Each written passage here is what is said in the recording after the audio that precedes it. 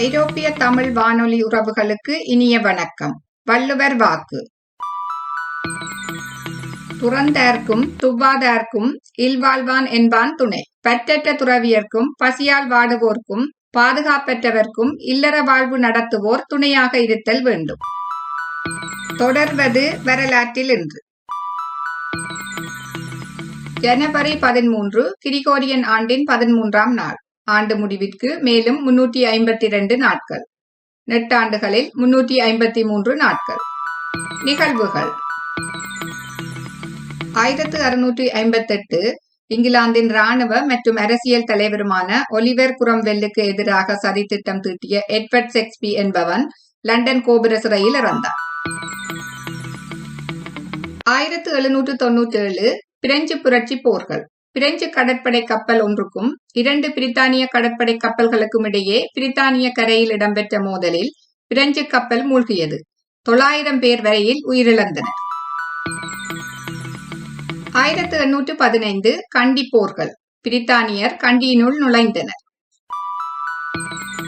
1830 லூசியானாவில் new ஓர்லின்ஸ் நகரில் பெரும் தீ பரவியது. 1840 அமெரிக்காவின் வெல்சிங்டன் எனும் நீராவி கப்பல் லோங் தீவுக்கு அருகில் மூழ்கியதில் 139 பேர் உயிரிழந்தனர். 1842 முதலாம் ஆங்கிலேய ஆப்கானிய போர். காபூலில் இருந்து வெளியேறிய பிரித்தானிய கிழக்கிந்திய நிறுவன இராணுவத்தைச் சேர்ந்த 4500 பேரில் வில்லியம் பிரைடன் என்ற மருத்துவர் மட்டுமே உயிருடன் ஜலலாபாத் நகரை சென்றடைந்தார். 1847 கலிபோர்னியாவில் மெக்சிகோ அமெரிக்க போர் காகுவங்கா என்ற இடத்தில் எட்டப்பட்ட உடன்பாட்டின் மூலம் முடிவுக்கு கொண்டுவரப்பட்டது. 1849 வான்கூவர் தீவில் குடியேற்றம் ஆரம்பமானது. 1888 தேசிய புவியியல் கழகம் வாஷிங்டனில் நிறுவப்பட்டது.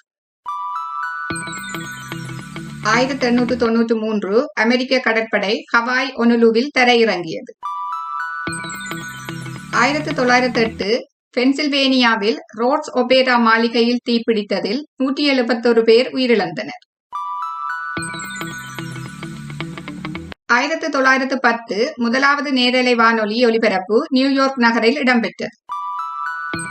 1915 இத்தாலியின் அவசானோ பிரதேசத்தில் இடம்பெற்ற 6.7 அளவு நிலநடுக்கத்தில் 29,800 பேர் உயிரிழந்தனர். 1930 மிக்கி மவுஸ் சித்திரங்கள் துணுக்குகளாக முதலாக வெளிவர தொடங்கியது. 1938 இங்கிலாந்து திருச்சபை சார்ல்ஸ் டார்வினின் கூர்ப்பு கொள்கையை ஏற்றுக்கொண்டது. 1939 ஆஸ்திரேலியாவில் விக்டோரியா மாநிலத்தில் 20,000 சதுர கிலோமீட்டர் நிலம் காட்டு தீயினால் அழிந்தது. 71 பேர் உயிரிழந்தனர். 1942 ஹென்றி ஃபோர்ட் பிளாஸ்டிக்கினால் ஆன தானுந்துக்கான காப்புரிமம் பெற்றார். 1950 பிரித்தானிய நீர்மூழ்கி கப்பல் ஒன்று எண்ணெய் தாங்கி கப்பல் ஒன்றுடன் மோதியதில் 64 பேர் உயிரிழந்தனர். 1963 டோகோவில் இடம்பெற்ற இராணுவ புரட்சியில் அரசு தலைவர் சில்வான்சு ஒலிம்பியோ கொல்லப்பட்டார். 1964 கல்கத்தாவில் இந்து முஸ்லிம் கலவரம் மூண்டதில் 100க்கும் மேற்பட்டோர் கொல்லப்பட்டனர். 1972 கானாவில் இடம்பெற்ற இராணுவ புரட்சியில் பிரதமரும் அரசு தலைவரும் பதவியிலிருந்து அகற்றப்பட்டார்கள். 1982 வாஷிங்டனில் விமானம் ஒன்று பாலம் ஒன்றில் வீழ்ந்து நொறுங்கியதில் 78 பேர் உயிரிழந்தனர். 1985 எதியோப்பியாவில் பயணிகள் தொடர்ந்து ஒன்று விபத்துக்குள்ளாகியதில் 428 பேர் உயிரிழந்தனர். 1986 தெற்கு யேமன் ஏடென் நகரில் 1 மாதமாக இடம்பெற்ற வன்முறைகளில் ஆயிரக்கணக்கானோர் உயிரிழந்தனர். 1991 சோவியத் படை வீரர்கள் லித்துவேனியாவில் சோவியத் ஆட்சிக்கு எதிராக கிளர்ச்சியில் ஈடுபட்ட பொதுமக்களை தாக்கி 14 பேரை கொன்றனர். 1992 இரண்டாம் உலகப் போரின் போது கொரிய பெண்களை பாலியல் அடிமைகளாக கட்டாயமாக சிறைப்படுத்தி வைத்திருந்தமைக்காக ஜப்பான் மன்னிப்பு கோரியது. 1993 வேதி ஆயுத உடன்படிக்கை கையெழுத்திடப்பட்டது. 1998 தற்பாலினர் வெறுப்புக்கு எதிர்ப்பு தெரிவித்து அல்பிரடோ ஓர்மண்டோ என்பவர் புனித பேதுரு சதுக்கத்தில் தீக்குளித்து இறந்தார். 2001 எல் சல்வடோரில் இடம்பெற்ற நிலநடுக்கத்தில் 800 பேர் உயிரிழந்தனர். 2006 சீனாவின் தென்கிழக்கு பகுதியில் இடம்பெற்ற நிலநடுக்கத்தினால் 13,000 வீடுகள் இடிந்து தரைமட்டமாய். 2012 இத்தாலிய பயணிகள் கப்பல் கொஸ்டா கொன்கோர்டியா கடலில் மூழ்கியதில் 32 பேர் உயிரிழந்தனர். இன்றைய நாளில் இப்பூவுலகில் வந்துதித்து சாதனை புரிந்த சிலரை பற்றி அறிவோம்.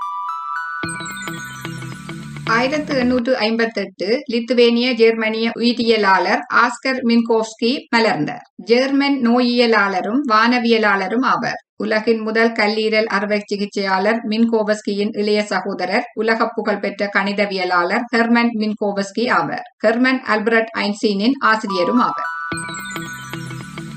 1864 நோபல் பரிசு பெற்ற ஜெர்மனிய இயற்பியலாளர் வில்ஹெல்ம் வீன் மலர்ந்தார். வெப்பவியல் மின்காந்தவியல் துறைகளில் முக்கிய கோட்பாடுகளை உருவாக்கியவர். ஜெர்மன் நாட்டைச் சார்ந்த அறிவியல் அறிஞர். அனைத்து வகை கதிர்களையும் உள்ளிழுக்கும் தன்மை வாய்ந்த கரும்பொருள் ஒன்றை வரையறைப்படுத்தியவர். வெப்ப கதிர்வீச்சு குறித்த பங்கீட்டு விதிகளை உருவாக்கியவர். 1911 ஆண்டு வெப்ப கதிர்வீச்சு பற்றிய ஆய்வுகளுக்காக இயற்பியலுக்கான நோபல் பரிசு பெற்றவர். 1879 அரிமா சங்கத்தை தோற்றுவித்த அமெரிக்கர் மெல்வின் ஜோன்ஸ் மலர்ந்தார். மெல்வின் ஜோன்ஸ் அவர்கள் பன்னாட்டு அரிமா சங்கங்களின் நிறுவனர் ஆவர். அரிமா சங்கங்கள் போன்ற வணிக வட்டங்கள் பல அக்காலத்தில் நாடு முழுவதும் இயங்கி வந்தன. இச்சங்கங்களை தொடர்பு கொண்டு அனைத்து சங்க பிரதிநிதிகளையும் 1917 ஆண்டு ஒருங்கிணைக்கும் நோக்கத்துடன் கூடினார். இச்சங்கங்களை ஒருங்கிணைத்து லயன்ஸ் கிளப் என்ற பெயரில் இயங்குவதென அனைவரையும் ஒருமனதாக ஏற்றுக்கொள்ள வைத்தார். அவரையே அதன் செயலாளராக தேர்ந்தெடுத்தனர். இச்சங்கத்தின் சட்டதிட்டங்கள், கொள்கைகள், கோட்பாடுகள் சீர் செய்யப்பட்டு 1920 ஆண்டு கனடாவில் உள்ள லின்ஸ்டாரில் ஒரு கிளை துவங்கப்பட்டது. இதன் பின் அரிமா சங்கம் ஒரு பன்னாட்டு இயக்கமானது. இதன் பின்னர் அரிமா சங்கம் மிக வேகமாக வளர்ந்தது. 1887 ரஷ்ய பிரான்சிய மெய்யியலாளர் ஜோர்ஜ் குச்சியேவ் மலர்ந்தார். ஒரு விசித்திரமான மற்றும் ஒரு ஆன்மீகவாதியாக கருதப்பட்டவர். அவர் தனது கோட்பாடுகளை ஆக்கம் என அழைத்தார். இவரது கொள்கைகள் 4வது வழி எனவும் அழைக்கப்பட்டது. ஒரு கட்டத்தில் அவர் தனது போதனைகளை ஆச்சரியத்திற்குரிய கிறிஸ்துவம் என விவரித்தார். 1889 ரஷ்ய வானியற்பியலாளர் வசீலி பெசன்கோவ் மலர்ந்தார். இவர் அல்மாத்தியில் பெசன்கோவ் வானியற்பியல் நிறுவனத்தை உருவாக்கினார். மேலும் அதன் இயக்குநராக 1964 வரை செயற்பட்டார். இவர் அண்டவியல், கோள் அறிவியல், சூரிய குடும்ப வானியல் ஆகிய துறைகளில் பணிபுரிந்தார். 1947 துங்குசுகா நிகழ்விட்டத்துக்கு சென்று மொத்தல் வான்பொருளின் பொருண்மையையும் அதன் வட்டனையையும் மதிப்பிட்டார். இவருக்கு 3 லெனின் ஆணைகளும் 1 செம்பதாகை ஆணையும் பல பதக்கங்களும் தரப்பட்டன. செவ்வாயின் ஒரு குழிப்பள்ளம் பெசன்கோவ் குழிப்பள்ளம் என இவரது நினைவாக பெயரிடப்பட்டுள்ளது. 1906 சு யூக் வாங் சீன மொழியியலாளர் மலர்ந்தார். சீன நாட்டின் மொழியறிஞர், சீன மொழி வல்லுனர், பொருளியலாளர் மற்றும் வங்கியாளர் என அறியப்படுகிறார். இவர் 111 ஆண்டுகள் வாழ்ந்தவர். சீனாவில் மக்களிடையே கல்வி அறிவை பரவலாக்கவும் சீன மொழியை கற்பதற்கும் எளிமையாக்கவும் செய்யவும் சு யூக் வாங்கை சீன அரசு ஒரு குழுவின் தலைவராக அமர்த்தியது. மாண்டரின் சீன மொழியை ரோமன் வடிவத்தில் கொண்டு வந்தார். பின்ஜின் என்ற முறை அமுலுக்கு வர காரணகர்த்தாவாக இருந்தார். பின்ஜின் என்பது சீர்தரம் செய்யப்பட்ட மண்டரின் சீன மொழியின் ஒலிக்கும் முறையை ரோமன் எழுத்துக்களை கொண்டு பயன்படுத்துதல் ஆகும். ரோமன் எழுத்துக்கள் சீன மொழியின் ஒலிப்புகளை தருவதற்காக சு யூக் வாங் பயன்படுத்தினர். பின்ஜின் முறை சீன மொழியை ஆங்கிலப்படுத்துவதன்று. இந்த திருத்திய முறையை சீன அரசு 1958 ஏற்றுக்கொண்டது. 1982 சீர்தரத்துக்கான அனைத்துலக நிறுவனம் இந்த சீர்திருத்தத்தை ஏற்றுக்கொண்டது. 1986 ஐக்கிய நாட்டு சபையும் ஏற்றுக்கொண்டது. சு யூக் வாங் 10 நூல்கள் அளவுக்கு எழுதினர். அவற்றில் சில சீன அரசினால் தடை செய்யப்பட்டது. 40க்கும் மேற்பட்ட நூல்களை எழுதியுள்ளார். அவற்றில் சில சீன அரசாங்கத்தால் தடை செய்யப்பட்டு சில புத்தகங்கள் அவருடைய 100வது வயதிற்கு பிறகு 2005 ஆண்டு வெளியிடப்பட்டது. 1911 இந்திய நாடக திரைப்பட நடிகர் MG சக்கரபாணி மலர்ந்தார். மருதூர் கோபாலன் மேனன் சக்கரபாணி தமிழ் திரைப்பட நடிகர் ஆவர். இவர் MGRின் மூத்த சகோதரர் என்பதால் ஏட்டன் என்னும் பெயரால் குறிப்பிடப்பட்டார். 1967 அரச கட்டளை என்னும் திரைப்படத்தை இயக்கியுள்ளார். 1911 சிங்கள இசைக்கலைஞர் ஆனந்த சமரக்கோன் மலர்ந்தார். இலங்கையில் சிங்கள இசைத்துறையில் ஒரு முன்னோடியாகவும் 20ஆம் நூற்றாண்டில் சிங்கள இசையில் செல்வாக்கு செலுத்திய மூவருள் ஒருவராகவும் குறிப்பிடப்படுகின்றார். மற்ற இருவர் சுனில் சாந்த அமரதேவ என்பவர்களாவர். இவர் ஒரு இசைக்கலைஞர் மட்டுமன்றி சிங்கள மொழியில் சிறந்த பாடலாசிரியரும் திறமை மிக்க ஒரு ஓவியரும் ஆவர். இவர் ஸ்ரீலங்கா தாயே என்ற இலங்கை நாட்டுப்பண்ணை இயற்றி இசையமைத்தவர் ஆவர். 1913 இந்திய இடதுசாரி அரசியல்வாதி கேரள முதலமைச்சர் சே. அச்சுத மேனன் மலர்ந்தார். இந்திய பொதுவுடைமை கட்சியின் மூத்த உறுப்பினராக இருந்தார். கேரள மாநிலத்தின் முதலமைச்சராக 2 முறை பதவி வகித்துள்ளார். சிறந்த முதலமைச்சர் என்று பெயர் பெற்றிருந்தார். 1 நவம்பர் 1969 முதல் 1 ஆகஸ்ட் 1970 வரை முதல் தடவையாகவும், 4 ஏப்ரல் 1970 முதல் 25 மார்ச் 1977 வரை 2ஆம் முறையாகவும் முதலமைச்சராக பதவி வகித்துள்ளார். 1922 ஈழத்து பரதநாட்டிய கலைஞர் ஏரம்பு சுப்பையா மலர்ந்தார். ஏரம்பு சுப்பையா அவர்கள் இலங்கையின் புகழ்பெற்ற பரதநாட்டிய கலைஞரும் ஆசிரியரும் ஆவார். கொக்குவில் கலாபவனம் நாட்டிய பள்ளியின் அதிபர். ஏரம்பு சுப்பையா அவர்களின் தந்தை யாழ்ப்பாண மினுவிலைச் சேர்ந்த அண்ணாவியார் கதிர்காமர் ஏரம்பு. இவர் தனது பரம்பரையின் ஆரம்பத்தில் கலையிலிருந்த ஈடுபாடு காரணமாக கூத்து வடிவத்தில் காவடி, இசை நாடகம் போன்றவற்றை நடத்தினர். அத்துடன் ஒப்பந்த அடிப்படையில் இந்திய கலைஞர்களை வரவழைத்து இலங்கை முழுவதும் கலை நிகழ்ச்சிகளை நடத்தினர். ஏரம்பு அவர்கள் தனது மகனான சுப்பையா அவர்களை 1946 தமிழகத்திற்கு அனுப்பி பரதநாட்டியத்தை திருச்செந்தூர் மீனாட்சி சுந்தரம் பிள்ளை அவர்களிடமும், கதகளியை நடன கலாநிதி குரு கோபிநாத் அவர்களிடமும் சீரிய முறையில் கற்க வழி சமைத்தார். 1960 யாழ் பிரதேச கலாமன்றம் இவருக்கு பொன்னாடை போர்த்தி தங்கப்பதக்கம் அணிவித்து கௌரவித்தது. பின் கலைச்செல்வியினால் நடத்தப்பட்ட கலை விழாவில் பொன்னாடை போர்த்தப்பட்டு கலைச்செல்வன் என்ற பட்டமும் அளித்து கௌரவிக்கப்பட்டார். அபிநய அரசகேசரி என்ற பட்டமும் வழங்கப்பட்டது. 1946 தமிழக கல்வியாளர் கவிஞர் ஆர். பாலச்சந்திரன் மலர்ந்தார். கவிஞர் பாலா என அழைக்கப்பெறும் பேராசிரியர் ஆர். பாலச்சந்திரன் அவர்கள் கல்வியாளர், விமர்சகர், கவிஞர், மனோன்மணியம் சுந்தரனார் பல்கலைக்கழகத்தின் ஆங்கிலத்துறை தலைவரும் பேராசிரியருமாக பணியாற்றி ஓய்வு பெற்றவர். சாகித்ய அகாடமியின் நிர்வாக குழு உறுப்பினராக இருந்தார். தமிழ் சாகித்ய அகாடமியின் தமிழ் ஆலோசனை குழுவின் அமைப்பாளராகவும் திகழ்ந்தார். வானம்பாடி என்ற தமிழ் புது கவிதை குழுவில் முக்கிய பங்காற்றியவர். சர் ரியலிசம், பாரதியும் கீட்ஸும் ஆகிய புத்தகங்கள் தமிழ் இலக்கியத்திற்கு அவரின் குறிப்பிடத்தக்க பங்களிப்புகள் ஆகும். 1949 இந்திய விண்வெளி வீரர் ராகேஷ் சர்மா மலர்ந்தார். ராகேஷ் சர்மா அவர்கள் விண்வெளியில் பறந்த முதல் இந்தியர் ஆவர். இவர் இந்தியாவின் பஞ்சாப் மாநிலத்தில் உள்ள பட்டியாலா என்னும் ஊரில் பிறந்தவர். ராகேஷ் சர்மா விண்வெளிக்கு சென்ற 128வது மனிதர். இவர் 7 நாட்கள் 21 மணி நேரம் 40 நிமிடங்கள் விண்வெளியில் தங்கியிருந்தார். 1966 அவர் தேசிய இராணுவ பள்ளியில் விமானப்படை பிரிவில் மாணவராக சேர்ந்து படிப்பை முடித்தார். இவர் 1970 இந்திய விமானப்படையில் பயிற்சி விமானியாக பணியாற்றினார். 1984ஆம் ஆண்டில் விமானப்படை பிரிவின் ஒரு குழுவுக்கு ராகேஷ் தலைவராக நியமிக்கப்பட்டார். ராகேஷ் சர்மாவுக்கு அவரது பணிகளை பாராட்டி அசோகா சக்ரா விருது கிடைத்தது. சோவியத் ரஷ்யாவின் நாயகன், ஆர்டர் ஆஃப் தி லெனின் ஆகிய விருதுகளை பெற்றார். 1960 நோபல் பரிசு பெற்ற அமெரிக்க வேதியியலாளர் எரிக் பெட்சிக் மலர்ந்தார். இவரது நன்கு பிரித்தறியும் உடனொளிர்வு நுண்ணோக்கியின் மேம்பாட்டிற்காக 2014ஆம் ஆண்டுக்கான வேதியியலுக்கான நோபல் பரிசு ஸ்டீபன் எல். வில்லியம் மோனருடன் பகிர்ந்தளிக்கப்பட்டது. 1977 அமெரிக்க நடிகர், தயாரிப்பாளர் அர்லாந்தோ ப்ளூம் மலர்ந்தார். இவர் இங்கிலாந்தில் உள்ள கண்டர்பரியில் பிறந்தார். இவர் ஒரு ஆங்கில திரைப்பட நடிகர். இவரது மனைவி மிராண்டா கேர். இவர் கரீபிய கடற்கொள்ளையர்கள், New York, I love you, main street போன்ற திரைப்படங்களில் நடித்ததற்காக உலக புகழ் பெற்றவர்.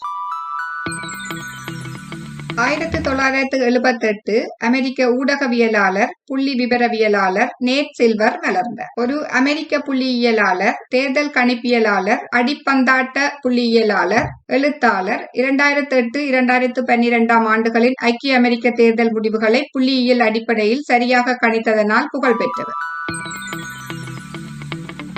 1983 இந்திய நடிகர் இம்ரான் கான் மலர்ந்தார். இவர் ஒரு இந்திய பாலிவுட் திரைப்பட நடிகர் ஆவார். இவரின் பெயர் இம்ரான் கான் பால் என்பதாகும். இவர் நடிகர் அமீர் கான் மற்றும் தயாரிப்பாளரும் இயக்குனருமான மன்சூர் கான் ஆகியோரின் மருமகன். பர்சியன் மற்றும் பிரித்தானிய வம்சாவளியில் வந்தவர். இவர் 2008 வருடம் யானே தூ யானே நா என்ற படத்தில் அறிமுக நாயகனாக நடித்து புகழ் பெற்றார்.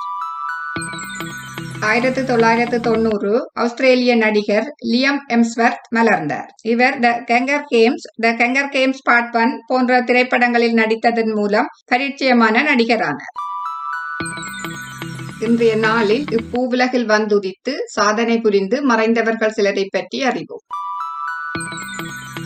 1717 ஜெர்மனிய பூச்சியியலாளர் மரியா சிபில்லா மெரியன் மறைந்தார். ஜெர்மனியில் பிறந்த இயற்கையியலாளர், பூச்சிகளை பற்றி ஆராய்ந்த முன்னோடி ஆய்வாளர் ஆவர். 1647 ஏப்ரல் 2 அன்று ஜெர்மனியின் பிராங்க்பர்ட் நகரில் பிறந்தார். தனது 52வது வயதில் சுரினாமுக்கு சென்ற மரியா அங்கிருந்த பூச்சிகள், தவளைகள், பாம்புகள் உள்ளிட்ட பலவற்றை ஓவியமாக வரைந்தார். சுரினாமில் அவர் வரைந்த ஓவியங்களை தன் கண்டுபிடிப்புகளோடு மெட்ரோபாசிஸ் இன்செக்டோகிராம் சுரினாமென்சியம் எனும் புத்தகமாக வெளியிட்டார். 1705 வெளியான அந்த புத்தகம் அதுவரை மண்ணிலிருந்து பூச்சிகள் நேரடியாக தோன்றுகின்றன என்ற கருத்தை அடித்து நொறுக்கியது. 1906 ரஷ்ய இயற்பியலாளர் அலெக்சாண்டர் பப்போவ் மறைந்தார். இவரே மின்காந்த வானொலி அலைகளை முதலில் காட்சிப்படுத்தினார். எனினும் இவர் தனது கண்டுபிடிப்புக்கு காப்புரிமம் கோரவில்லை. 1941 அயர்லாந்து எழுத்தாளர் ஜேம்ஸ் ஜோய்ஸ் மறைந்தார். ஜேம்ஸ் ஜோய்ஸ் அவர்கள் ஒரு புலம்பெயர்ந்த ஐரிய எழுத்தாளர். இவர் 20ஆம் நூற்றாண்டில் மிகச் செல்வாக்குள்ள எழுத்தாளர்களில் ஒருவர் என கருதப்படுகிறார். இவர் எழுதிய உலிசஸ், அதை தொடர்ந்து வந்ததும் சர்ச்சைக்கு உள்ளானதுமான பினகன்ஸ் வேக், டப்ளினர்ஸ் எனும் சிறுகதை தொகுப்பு, ஒரு அரைகுறை தன் கதையான இளைஞனாக ஒரு கலைஞனின் வடிவம் போன்றவற்றின் மூலம் இவருக்கு பரவலான புகழ் கிடைத்தது.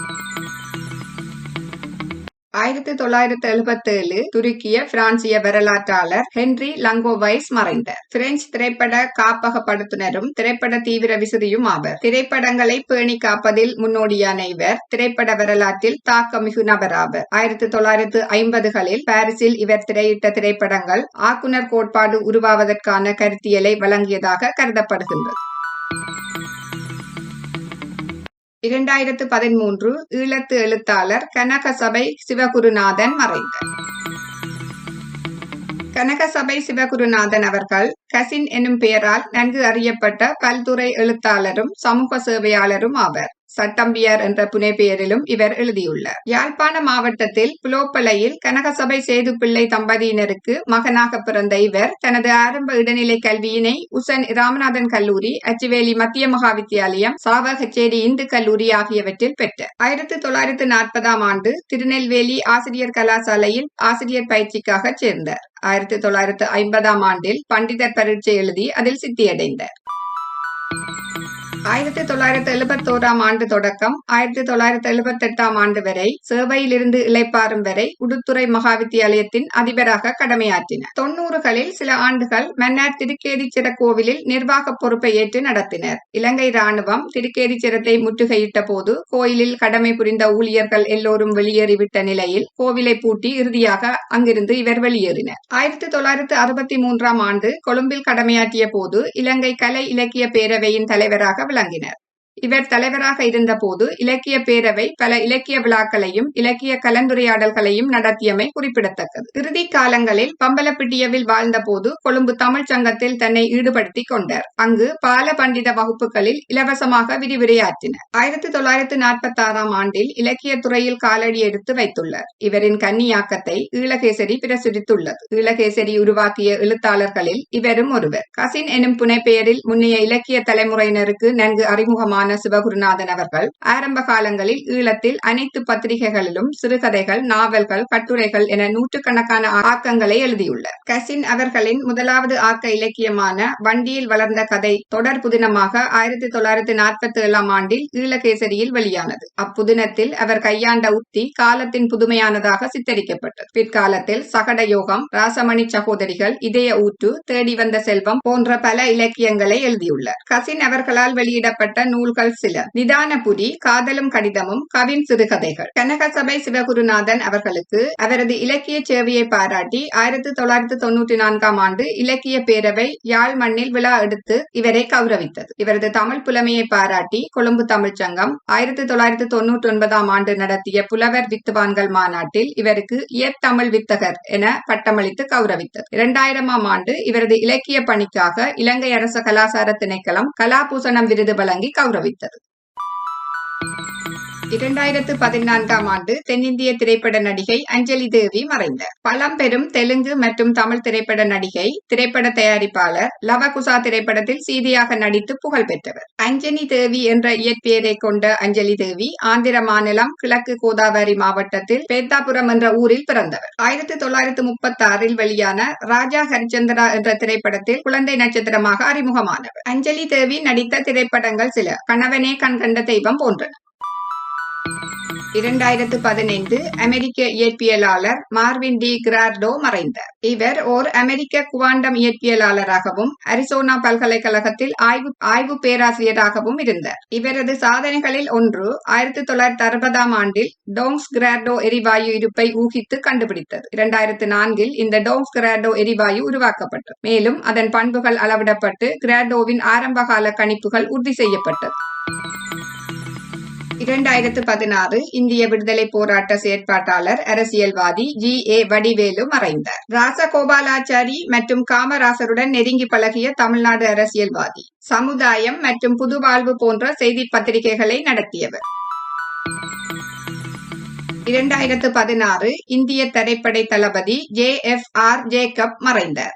இவர் இந்திய தரைப்படையின் கிழக்கு பிராந்திய பகுதியின் தளபதியாகவும் கிழக்கு பாகிஸ்தான் உருவாக காரணமாக இருந்தவரும் ஆவர். 2ஆம் உலகப் போர் காலம் முதல் 1965 ஆண்டு வரை நடந்த இந்திய பாகிஸ்தான் சண்டை வரை 36 ஆண்டுகள் தரைப்படையில் பணியாற்றியுள்ளார். அதன் பின்னர் கோவா மற்றும் பஞ்சாப் மாநில ஆளுநராக பணியாற்றியுள்ளார்.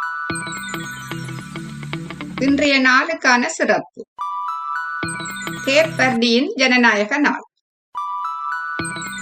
பஞ்சாப், ஹரியானா, இமாச்சல பிரதேசம் உலோககிரி திருவிழா. டோகோவின் விடுதலை நாள். மீண்டும் நாளை வரலாற்றிலிருந்து சந்திக்கும் வரை உங்களிடமிருந்து விடைபெறுகின்றேன். நன்றி, வணக்கம் உறவுகளே.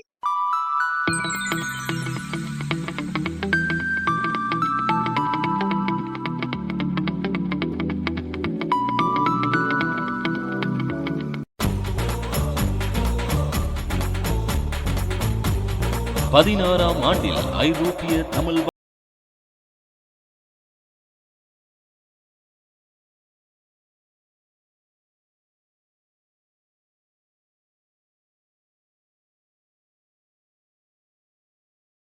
படையப்பா 15 வருடங்களாய் பாரங்கிலும் ஒலிக்கிறது ஐரோப்பிய தமிழ் வானொலி.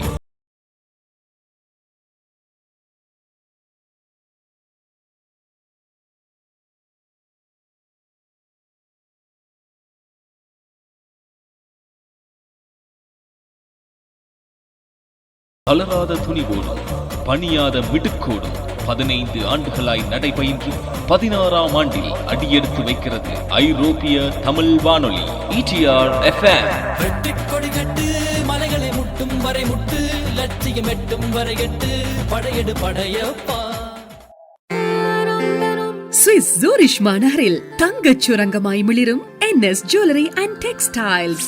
NS jewellery and textiles. தங்க ஆபரணங்களோ இமிடேஷன் நகைகளோ, ஆண் பெண் சிறுவர்களுக்கு அழகு சேர்க்கும் வண்ண வண்ண ஆடைகளோ, அனைத்து விதமான ஆடை அணிகளின் தெரிவுகளுக்கும் நீங்கள் நாட வேண்டிய ஒரே இடம் NS ஜுவல்லரி அண்ட் டெக்ஸ்டைல்ஸ். நல்ல நேரம் நாள் பார்த்து தாலிக்கு பொன்னுருக்குதல், உங்களுக்கு பிடித்தமான அல்லது நீங்கள் கேட்கும் கண் கவர் டிசைன்களில் புதிய நகைகள் ஆர்டருக்கு செய்து தரப்படும். அதேவேளை உங்கள் பழைய நகைகளை கொண்டு வந்து பிரித்துக் கொள்வதற்கான சேவையை எம்மிடமிருந்து பெற்றுக்கொள்ள முடியும். 2021 ஆண்டிற்கான தங்க நகை சேமிப்பு திட்டத்தில் இணைய விரும்புகின்றீர்களா? அப்படி என்றால் உங்கள் பெயர்களை விரைந்து இப்பொழுதே பதிவு செய்யுங்கள்.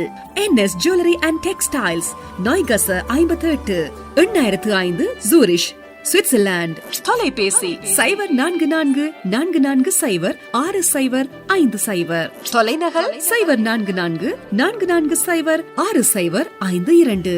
ஜூரிஷ் மாநகரில் உங்கள் தோற்ற தேவைக்கான பிரம்மாண்ட தெரிவு NS jewellery and textiles. NS jewellery and textiles.